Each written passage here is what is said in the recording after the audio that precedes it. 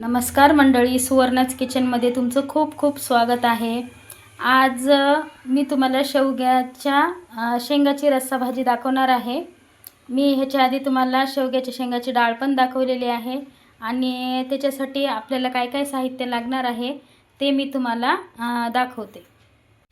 बघू शकता, इथे मी एक टोमॅटो कट करून घेतलाय। इथे आलं लसूणची पेस्ट करून घेतलेली आहे, त्यात थोडीशी कोथिंबीर घातली आहे आणि इथे आपलं कढईमध्ये तेल गरम करत ठेवलेलं आहे। आता मी भाजीला फोडणी घालून घेणार आहे, तुम्हाला दाखवते। बघू शकता, इथे आपलं तेल मस्तपैकी गरम झालेलं आहे। तर आता मी त्याच्यामध्ये घालून घेणार आहे थोडेसे जिरं। इथे आपलं तेल गरम झाले, आता मी याच्यामध्ये पहिले जिरं घालून घेणार आहे।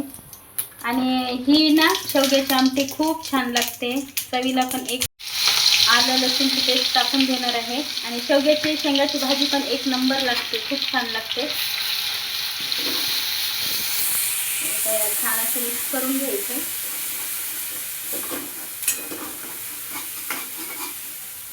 छान याला गोल्डन ब्राऊन कलर येऊ द्यायचा आहे आपल्याला। हे बघा, आलाय त्याला कलर छानपैकी। आणि आता आपण हा टोमॅटो कट केलेला आहे ना, तो याच्यामध्ये घालून घ्यायचा आणि छान असं फिरून घ्यायचं मस्त। थोडासा गॅस कमी करायचा। आता मी ह्याच्यामध्ये मसाले घालून घेणार आहे। सगळ्यात पहिले आपल्याला घालायची हळद आणि आपल्या आवडीप्रमाणे लाल तिखट। त्यात आपल्याला घालून घ्यायचं आहे आमच्या घरचं काळा मसाला, तो माझी मम्मी मस्त बनवते आणि ह्याच्याने चव एक नंबर लागते भाज्यांची। तर आता आपल्याला हे छान असं मिक्स करून घ्यायचं सगळं।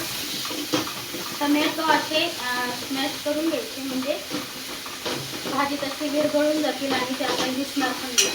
मुलं कसे भाजीमध्ये टोमॅटो दिसल्यानंतर काढून फेकतात, मग ते आपण असं करून घ्यायचं।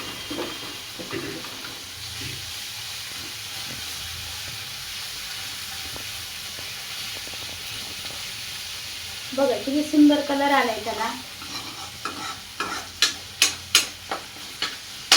2 मिनिटं आपल्याला अगदी फिरून घ्यायचे आणि आता आपल्याला ह्याच्यामध्ये आपल्या कट केलेल्या शेवग्याच्या शेंगा घालून घ्यायच्या आणि याला छानपैकी मिक्स करून घ्यायचे।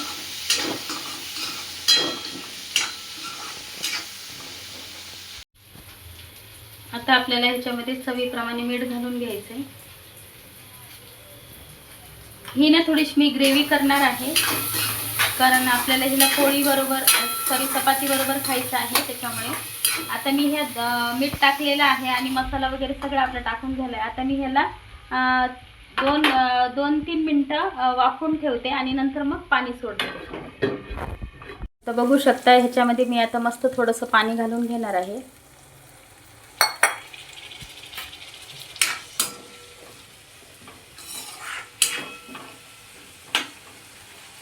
आणि कलर बघा किती सुंदर आलाय भाजीला। आता आपण ह्याच्यामध्ये अगदी थोडंसं एखादा चमचा शेंगदाण्याचं कूट घालून घ्यायचे, भाजीला थोडासा थिकनेस यावा म्हणून।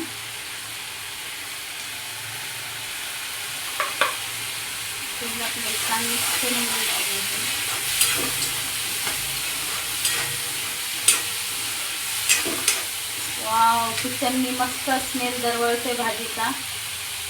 बघू शकता तुम्ही किती सुंदर कलर आलाय आणि एकदम छान भाजी लागते। आणि भाजी शिजल्यानंतर दाखवते मी। बघा, आता आपल्या भाजीला मस्तपैकी उकळी आलेली आहे आणि छान आपल्या शेंगा पण छान शिजलेले आहेत। हे बघा,